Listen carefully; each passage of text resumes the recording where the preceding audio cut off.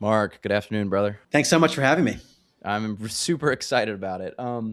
If you can you tell us a little bit about who you are and what you've been up to over the last couple of years? I know it's a lot of things. Yes, what I've been up to recently is not what I used to be up to. Okay. I used to have a very mainstream career, worked in investment banking in New York. I was with UBS during the financial crisis of '08, and I was in the group responsible for advising other financial institutions, Mm. meaning my clients were banks, insurance companies, asset managers, and we were doing M&A, capital raising, restructuring transactions. So you're just telling them, just hold on to your seats, guys. This is going to be a bumpy ride. There was a lot of turbulence, as you can Yeah, imagine. There were a I lot of believe it. financial institutions that needed help, including my own bank. Right, right. That's like the meme about the government like giving you a credit score, right? It's like, so this person who's $30 trillion in debt is going to give me a credit score. Right.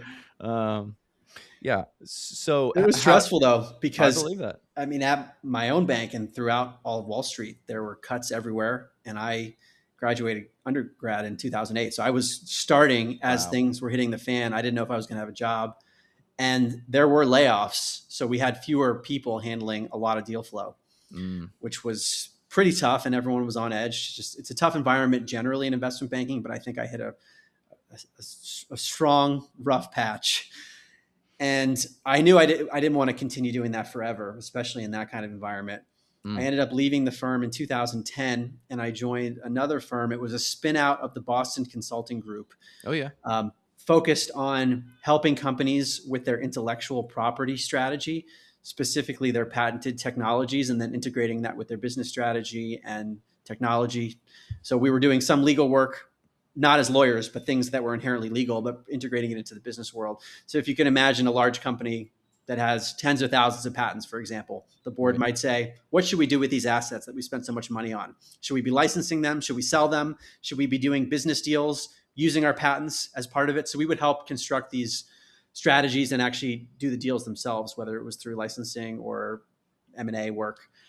And I started off in Boston, and then I was in Silicon Valley, spent 10 years there, became a partner at the firm. Mm. And that was my business life. But yeah, so what kind of brought about this shift? A few things. It started for me in 2016 Okay. while I was still, I'm not no longer at the firm, but I was still there. And the the patent market hit a recession, Interesting. which many people haven't heard about because it's No, kind of I have not. a niche area, but it's very important because many companies in all industries have intellectual property. And the value, especially with patents, because there can be really high value patents. If you invented something that the whole world is using, that can be a valuable asset, but it's only valuable if the asset can be enforced. So a Okay. patent is a right to exclude people from doing things. Mm. It's a right to exclude people from what's written about in the patent. And a patent itself, which I didn't even know about until I heard about this firm and then eventually joined it, it's a set of claims, which are words written. It'll say what is claimed is an apparatus containing, and it's this long run on sentence. And your legal right is to what's claimed there. Okay. You own that intellectual property. It's not like real estate where it's physical property. You own this idea. Those words The, essentially is sort of what you own, right? the words are what you own, and they were granted to you, this time limited monopoly by the government. Mm-hmm. And in the US versus other countries, there are different patent offices that grant things on different bases, so forth. But the value of the asset is in your ability to hold that property. And if someone steps on the property is trespassing, then they should have to pay you. Right. But what happens if they can step all over your property without having to pay you? Then the asset becomes way less valuable. Mm-hmm. Okay. And that's what started to happen because there were laws that changed, Mm. and there were some cases in the court system that became precedent that brought about much more risk. Meaning, if you had a patent granted, it was unclear whether it would be enforceable. Mm. And then we had some really crazy things happen where a judge, for example, overturned a jury verdict where the jury found infringement for a very large amount of money. And the judge said, no, the jury shouldn't have found that. It was known as a judgment as a matter of law. So all of a sudden, this risk was introduced into the system, way more than had been previously. So if you Mm. own a patent, the value goes way down. It's way harder to sell it. It's way harder to license it. If you knock on someone's door and say, hey, you should pay me for my patent, they're going to say, okay, go sue me and I'll win in court. I'm not going to pay for that. And if we go into Mm. court, there are a million ways I can shoot your patent down. So For someone who cared a lot about winning, like me, and wanting to do well in business, I was working on some high stakes deals, companies that had very valuable intellectual property, where a lot of the world, the devices we use, for example, are based on some of the innovations that I was involved in. Mm. And those patents were getting shot down. Or because of the risk introduced into the system, you couldn't license the patents. If you wanted to sell them, it would be really hard to do that. And if you wanted to litigate, good luck. Spend 10 years in court after appeals, and you probably wouldn't win. Mm. That was tough for me Yeah. Yeah. because I was so excited. I thought I was helping these companies out who invented important things, and the value of the assets went way down. And so there were deals that I worked on that didn't go the way that I wanted. And then in my personal life, some dating wasn't going the way that I wanted. And on top of it, I felt like life was random and meaningless. I had a metaphysical picture of reality where why does any of this stuff matter? Because we're all going to die.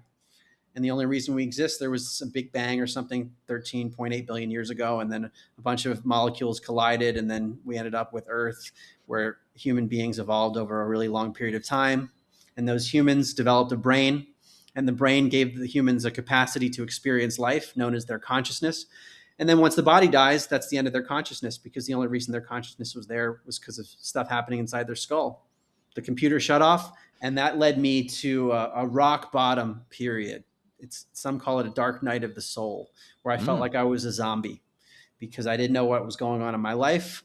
Nothing was going the way that I wanted. On the surface, it looked like I was fine. Most friends and family members would be like, dude, you've got a good life. Things are going fine. Okay, a Mhm. few of these things didn't go your way, but you're good. So what? The patent courts changed the rules, man. Get on with it. But for me internally, it was a real struggle. And the irony is that I wasn't looking for a new worldview. I just became a little more introspective Okay. because I was suffering so much. I didn't feel like I had a choice. And podcasts became bigger at the time. In 2016, people were starting to listen to more and more podcasts. Now, Mhm. 2026, everyone listens to podcasts. It was a bit newer. And I was in Silicon Valley where that people were doing that all the time. And I remember vividly now, a friend sent me a Tim Ferriss podcast with Mark Andreessen, the famous venture capitalist. Of course. And I listened to the episode and I said, this is the coolest thing ever. You could just on your phone listen to smart people talk. Yeah. What a cool idea. And then one day I would just go in order on these podcasts and listen to the next one. And they were interviewing a woman who just started talking about communicating with interdimensional beings like angels Mm-hmm. and helping clients by working with their energy, and they would get better. And the host of this podcast, who I had heard in other contexts talk about things in a serious manner, like I found them to be credible. They were taking her seriously. Okay. What was your impression when you first heard it? Where you're like, this can't, come on, guys. Yeah, I was confused. What's going on here? You're like, I'm here to learn about a nutritional supplement that'll make my skin look better, guys. Like, I don't need to hear about interdimensional angels. Yeah, what's she talking about? That was what I was thinking. But it sounded like she believed what she was saying. I didn't think she was lying. She could have been delusional, but I was intrigued enough to continue listening to this podcast. And that at the end of the show, her name is Laura Powers. She said, well, I have my own podcast and I've interviewed a lot of other people who have these experiences. And her podcast, Healing Powers, I said, well, okay, I'm listening to a lot of podcasts. Why don't I listen to that? I decided to just binge the whole thing. It was 2016 when I heard her on the other show, and her first podcasts were in 2011. I went reverse chronological order. I listened to all of them in a few weeks because the episodes weren't super long. And by the end of that, I was very confused because it was person after person with experiences that sounded very similar. They were speaking about a picture of reality that was highly mystical based on their own experiences. In some cases, they were scientists too. And then I started to read academic papers, peer-reviewed literature, books on this stuff. The University of Virginia has a division of perceptual studies that's been around since the 1960s. This is the med school at UVA, talking about that they're studying near-death experiences. I And was gonna ask, what were these people reporting? Like, what were the stories that they were telling that you went, that's interesting that you said they all had a very similar experience. it was a wide variety of things. So claiming to have psychic abilities, like telepathic abilities, or being able to communicate with deceased individuals, Okay. or things like In a near-death experience, for example, a person is near death, sometimes clinically dead. They might be in cardiac arrest. And then upon being resuscitated, the person will describe a reality that's realer than real life, hovering over their body, seeing things accurately, hearing conversations, encountering mystical entities, a being of light, deceased relatives, having omnidirectional 360-degree vision. There are these commonalities that people are describing in the near-death Mm. state. And so I was coming across, it's almost like a Venn diagram. When there's enough overlap in the circles, you're like, okay, why is this happening? Why are people from all walks of life, different backgrounds, different geographies, describing something where they say that reality is interconnected in some way and that there is an actual soul and that we just have forgotten this stuff, that we have an Mhm. amnesia. So I was not ready to just flip my worldview overnight because I realized how radical this would be. Of wait, I would have to rethink everything. How could it be that all these smart people that are around me, none of these people are talking about this stuff, and yet I'm coming across not just anecdotal accounts, but like I said, University of Virginia is studying this. Princeton, where I was an undergrad, I didn't even know they had this lab because it was underground. The dean Mm. of engineering there, Dr. Robert John, he ran the Princeton Engineering Anomalies Research Lab, PAIR for short, for almost 30 years. And they were studying psychic phenomena where the Mm. mind can impact physical machines without touching it, or where people could do remote viewing. They could see things with their mind, things that are far away in space and time. And then I learned about the US government, declassified documents talking about this remote viewing ability, Mhm. psychic spying, that it's real. That's what the documents themselves say. So I That had was a, one of the first ones that I heard that I'm like, "What the hell?" Like, could you maybe talk a little bit more about that case, that situation, what you learned about there, and maybe when you learned about that? yeah, this was all for me 2016. It was happening very quickly after those initial podcasts. And I had heard about a program, Project Stargate from the 1970s, where the government was allegedly using these human beings to psychically spy for national security. And there are varying reports on this. I mean, some people will say, well, yeah, they had a program, but it was not for any, there was no benefit to it. So they shut it down. Yeah. And yet there are declassified documents saying, direct quote, remote viewing is a real phenomenon. Implications are revolutionary. Do you You mind know, just like saying what even is remote viewing? Because if you're listening, you might be like, "What are they even talking about? Remote yeah, viewing?" it's the ability for the mind to perceive something that's far away in space and or time. So you can be in one location and see what's somewhere else in the present moment, or what was there in the past, or what will be there in the future. Now, my rational brain is going, Mark, how is that possible? What is your 2 cents on that? From a materialistic lens, and materialism is the idea that I described earlier, where our human consciousness comes from a brain, which comes from a physical world that started 13.8 billion years ago. So basically, when you mash stuff up together enough, you through randomness, you end up with a human being which has a brain, and consciousness pops out of the brain Yep. due to the complexity of things in our skull. And if that's true, then when the body dies, that's the end of consciousness.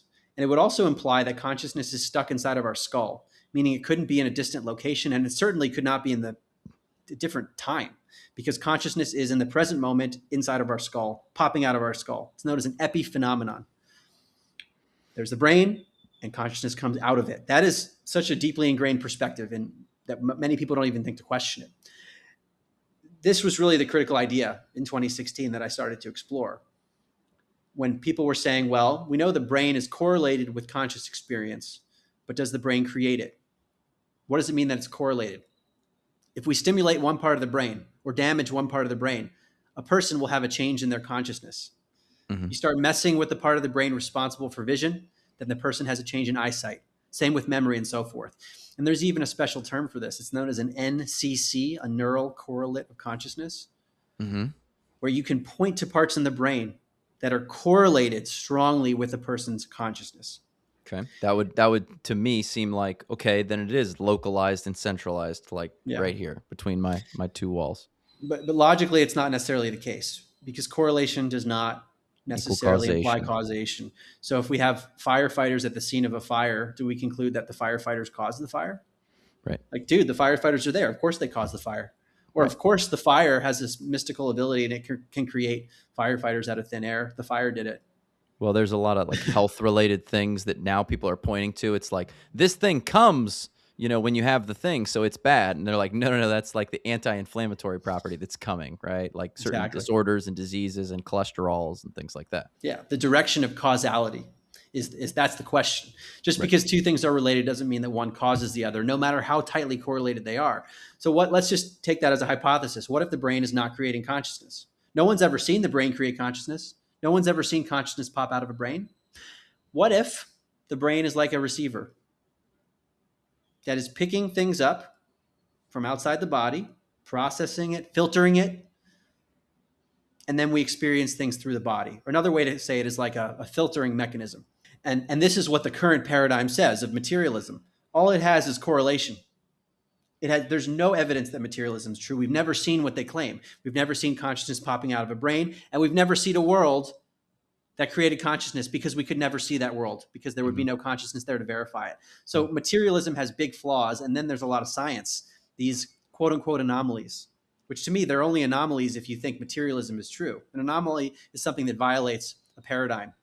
But if we expand the paradigm and say maybe it's not just consciousness coming from the brain, all of these phenomena would be expected. So for example, telepathy, mind-to-mind communication.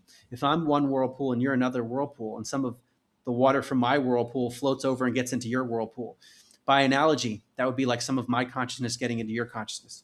That's telepathy, mind-to-mind communication. That's not an anomaly under this metaphysics where consciousness is everything. That's something that you would actually predict. Mm. And by similar reasoning, if a whirlpool stops being a whirlpool, the water flows back into the broader stream. That would be like when a person's body dies, their consciousness doesn't stop. It just transitions into a new form. So this other paradigm of reality would say, yeah, the afterlife, the continuation of consciousness when the body dies, that would be predicted.